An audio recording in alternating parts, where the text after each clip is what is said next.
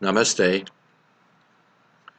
This is David Hawthorne at astroview.com. Today is the 14th of November 2014. The following is the Vedic astrology reading for Isadora Duncan, based on the 26th of May, 1877, at 2:20 a.m. in San Francisco, California. Now, Isadora Duncan was a world-famous American dancer. She was born in California. She lived in Western Europe and the Soviet Union from the age of 22 until her death at the age of 50. She performed to acclaim throughout Europe after being exiled from the United States for her pro-Soviet sympathies. At the time of her death, she was a Soviet citizen. She died in an automobile accident on September 14, 1927, in Nice, France, when her scarf became entangled around the open-spoked wheels and rear axle of the car she was riding in, which broke her neck.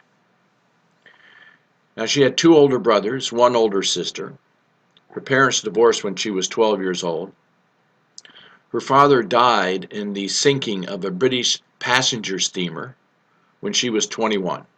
Around that time, she moved to London and ended up opening her first school of dance at the age of 27 in Germany.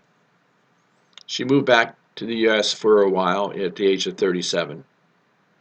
She actually just missed being on the doomed ship, the RMS Lusitania. She missed it. She had decided to downsize and take another less expensive ship, and it saved her life. She did flout traditional mores and morality and was considered a bisexual.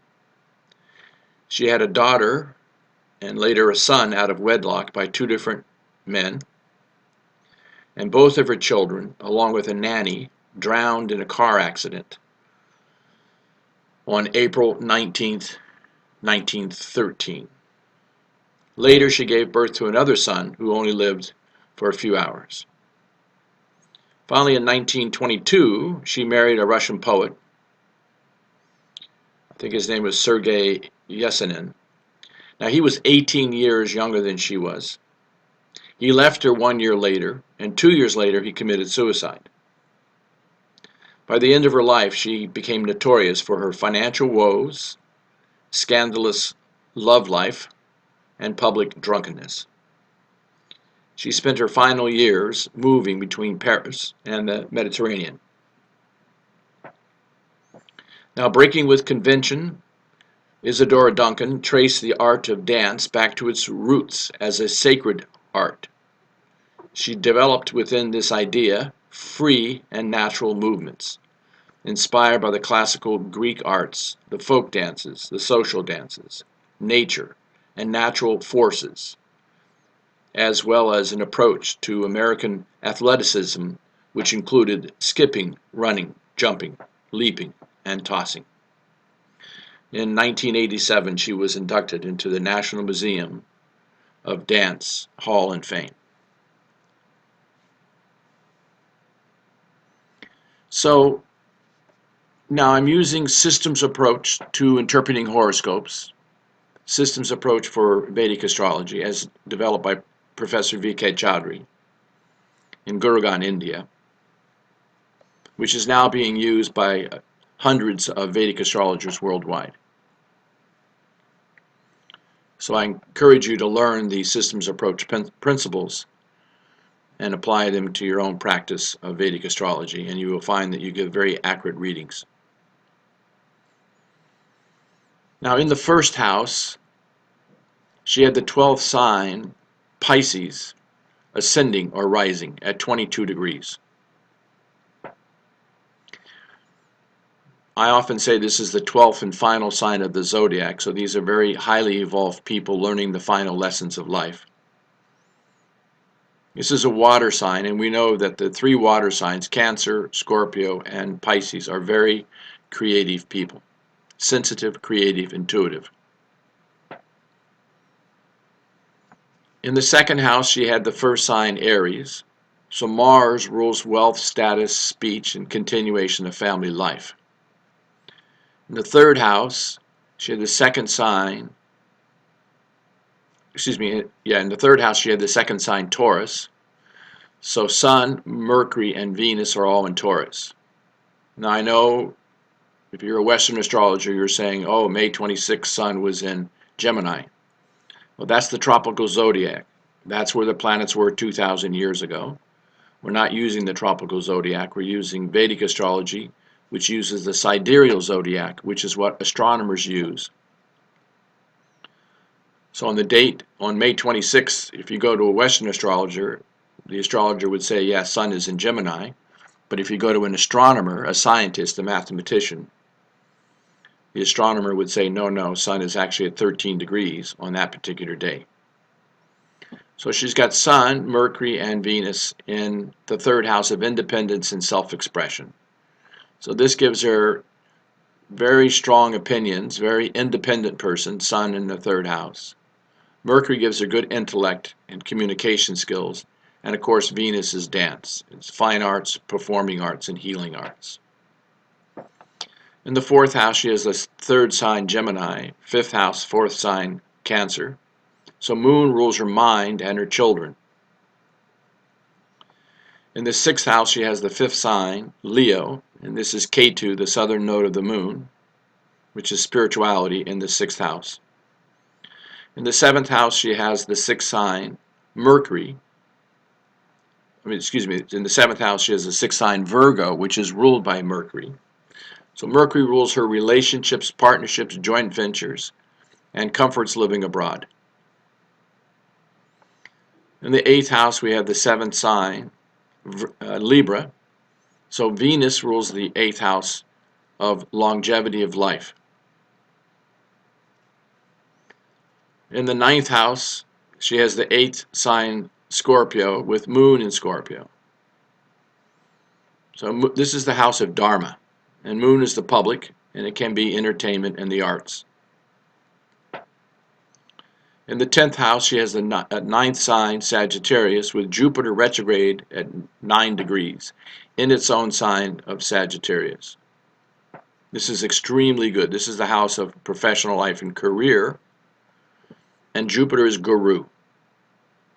So Pisces are often teachers, publishers, consultants, and advisors. So one of her reasons she was so famous was for opening the schools where she taught dance. That's her legacy. This is a very powerful Jupiter. This Jupiter is in its own Multricone sign of Sagittarius in what we call a Kendra, 10th house. So this Jupiter becomes a Panch Mahapurush Yoga, one of the 5 great yogas of life. This one's called Hamsh Yoga, which actually is translated as the swan swimming through across the lake. So this is her house of career. She was very swan-like with her career and her dance. In the 11th house, we have the 10th sign, Capricorn, and in the 12th house, we have the 11th sign, Aquarius. The 12th house is ashrams and hospitals, prisons, but it's also foreign lands and spiritual journeys. She has Saturn in its own sign of Aquarius, which is quite favorable for living abroad. She has Rahu, the northern node of the Moon, in the 12th house of Aquarius.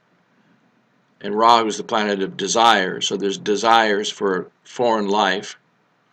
But there can also be addictions connected with pleasures of the bed. And she has Mars in the 12th house. Mars rules his house of wealth and status, and it's in the house of foreign lands.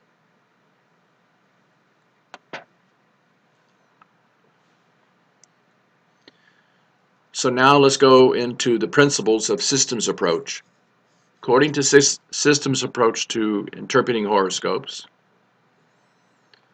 of these 12 houses, from Aries through to Pisces, this is the first house, there are 9 houses that are favorable, and these are the 1st, 2nd, 3rd, 4th, 5th, 7th, 9th, 10th, and 11th houses. These are favorable houses. Planets going into these houses are considered well placed. But there are 3 houses that are not favorable. They are called Dustan Bhavas, which means inauspicious houses. And these are the 6th house, the 8th house, and the 12th house in every chart. So any planet going into the 6th, 8th, or 12th house becomes weak unless it rules that house. Like Saturn rules this house, so it's not weak on that account. Also, we say that if a Multricone sign, and the Multricone signs are 1, 4, 5, 6, 7, 9, and 11. If a Multricone sign falls in the 6th, 8th, or 12th house, then that ruler can, in some cases, become a functional malefic planet. In fact, if it's a Multricone sign, it definitely becomes a functional malefic planet. And Pisces have a lot of challenges in life because the Multricone sign for Sun, Leo, falls in the 6th house. The Multricone sign for Venus, Libra, falls in the 8th house. And the Multricone sign for Saturn, Aquarius, falls in the 12th house. And Rahu and Ketu are functional malefics for every rising sign because they cause the eclipse of the sun and the moon every single year since the beginning of time. So if they can bring darkness to the royal luminary planets, they can bring darkness in our lives. So Pisces have to be aware of and take care of Rahu, Ketu, Sun, Venus, and Saturn, as these are malefics. Now, Sun and Venus are fast-moving planets, so they bring short-lived unhappy events. But Saturn, Rahu, and Ketu are slow-moving planets, so they can bring long-lived unhappy events.